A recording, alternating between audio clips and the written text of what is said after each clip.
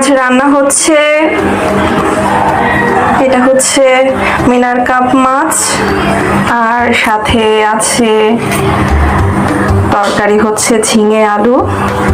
এটা দিয়ে একটু মাখা মাখা করে রান্না করব। তো খুবই সাধারণ রান্না, কিন্তু আমি আমার পদ্ধতিতে করছি। কড়াইয়ে সর্ষের তেল গরম করে পর্যাপ্ত গরম করে নিয়েছি, কারণ না হলে মাছগুলো দিলে উল্টানো যাবে না। এরপরে আমি একে একে মাছগুলোকে ছেড়ে দিচ্ছি।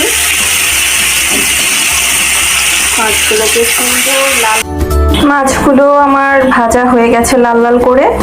এরপরে আমি ভাজনা, আমাদের এখানে এটাকে ভাজনাই বলে, এটা হচ্ছে পেঁয়াজ কুচি, কিছুটা পেঁয়াজ কুচি দিচ্ছি।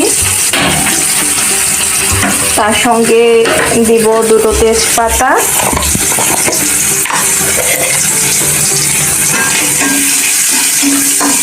আর এই মশলাটা একটু লাল লাল হয়ে আসলে আমি এর মধ্যে 1 চামচের মতো গোটা জিরে দিয়ে দিব।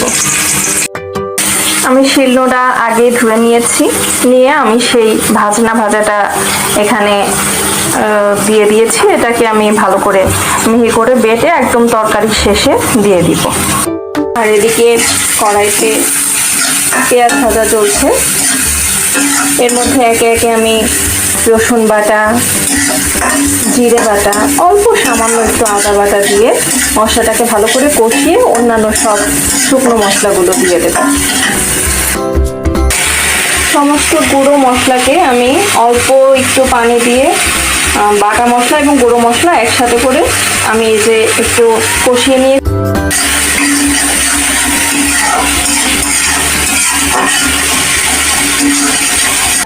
এরপরে আমি সবজিগুলো সব দিয়ে দিচ্ছি। সবজির সাথে কাঁচামরিচ ফালি দিয়ে এবারে আমি সুন্দর মতো তরকারিগুলোকে কষিয়ে নিই। আমার তরকারিটা কষানো হয়ে গেছে অলমোস্ট। এবারে আমি ঝোলের পানিটা দিয়ে দেবো। ঝোলের পানিটা আমি আগেই গরম করতে দিয়েছিলাম।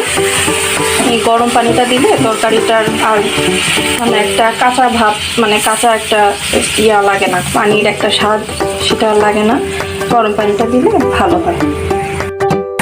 ঝোলটা ফুটে উঠেছে, আমি এই পর্যায়ে মাছগুলো দিয়ে দিচ্ছি। ভাজা মাছ